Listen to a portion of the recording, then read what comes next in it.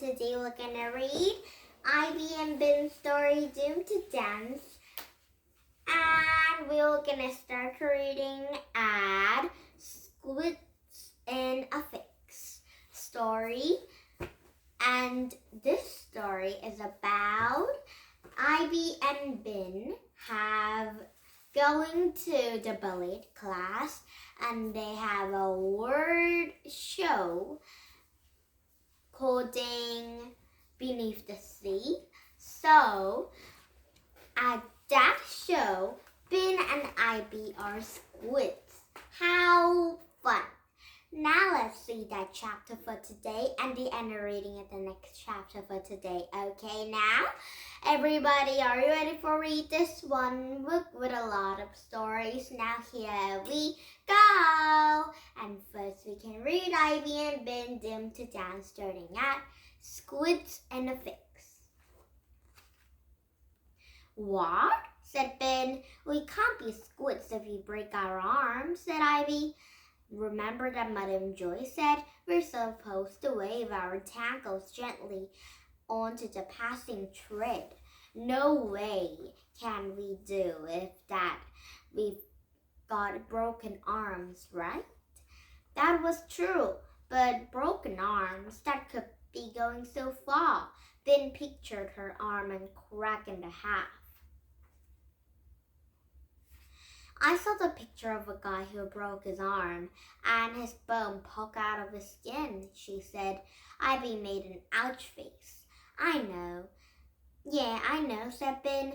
Maybe we don't have to break them. Maybe we can just sprain them instead. She didn't really know the sprain was, but she knew that it didn't involve bones poking out of the skin.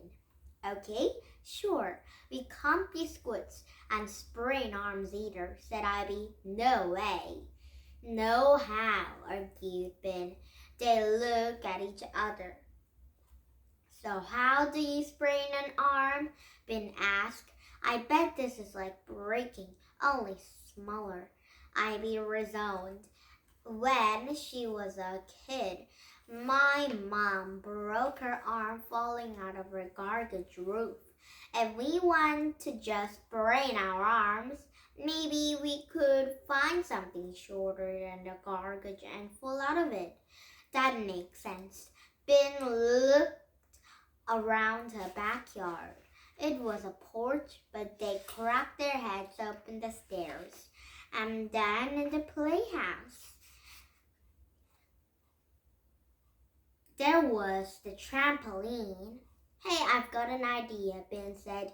Well, jump off the playhouse onto the trampoline, then the ball from the trampoline onto the ground. That should do it. First, they have to drag the playhouse across the lawn and set it down next to the trampoline. Ben noticed that playhouse was much taller than the trampoline. Dad was going to have to jump hard.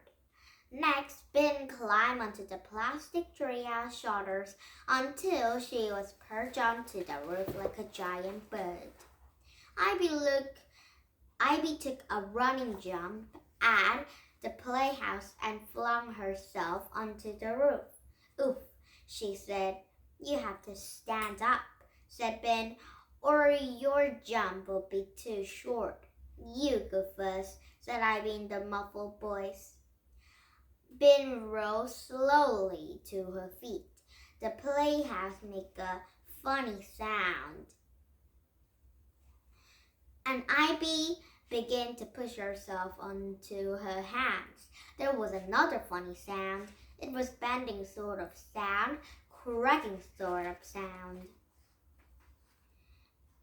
And the roof was caving in.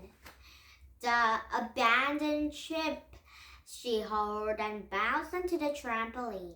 The two sides of the playhouse was folding around Ivy like a taco. She didn't abandon the ship.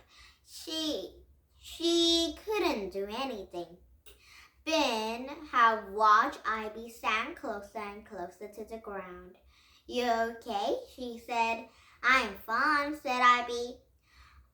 After a few minutes, the playhouse stopped sinking, and Ivy tried to pull Ivy by yanking her head. But Ivy said it hurt worse than being tackled, so Ben had a yank on the playhouse instead. Soon the roof decayed enough for Ivy to squeeze out. Then the bin crowded inside it and kicked to the ceiling. And playhouse from was almost the shape like he had been before. "Phew," said Ben, sitting down. "We're going to have to get some tape to fix that crack." She wiped her sweaty face and her sweaty hand. "Duct tape. I love fixing things." "But Ben," said Ivy, "we didn't fix anything. We're still squids." Damn. Her duct tape happiness faded. She was a squid. A friendly squid. "Maybe we'll get so sick we can't be in the world of the dance," she suggested. That's not a bad idea," said Ivy thoughtfully. "In fact, that is a great idea. We can't dance if we're sick. Let's get sick." Oh, Ivy and Ben don't want to be sick, so they're pretend to be sick or they really get to be sick. But I'll just pretend not really get sick. It might be hurt, so I'll just pretend. Pretend is the great way for me.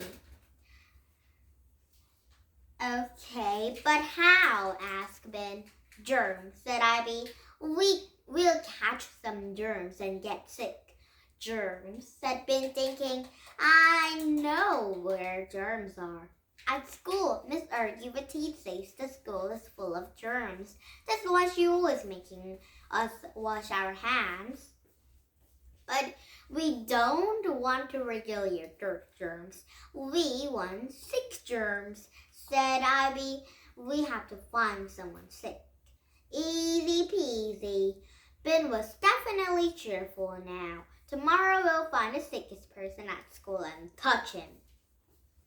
Now it's Germs of Hope story. Now tomorrow we're gonna start reading Germs of Hope chapter maybe, but when today's afternoon, when I can't read all of the story, then let's see the new beginning new stories for tomorrow. Okay?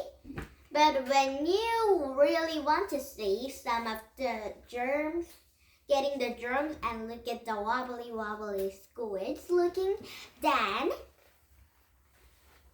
please don't visit my YouTube and you have to see it by yourself.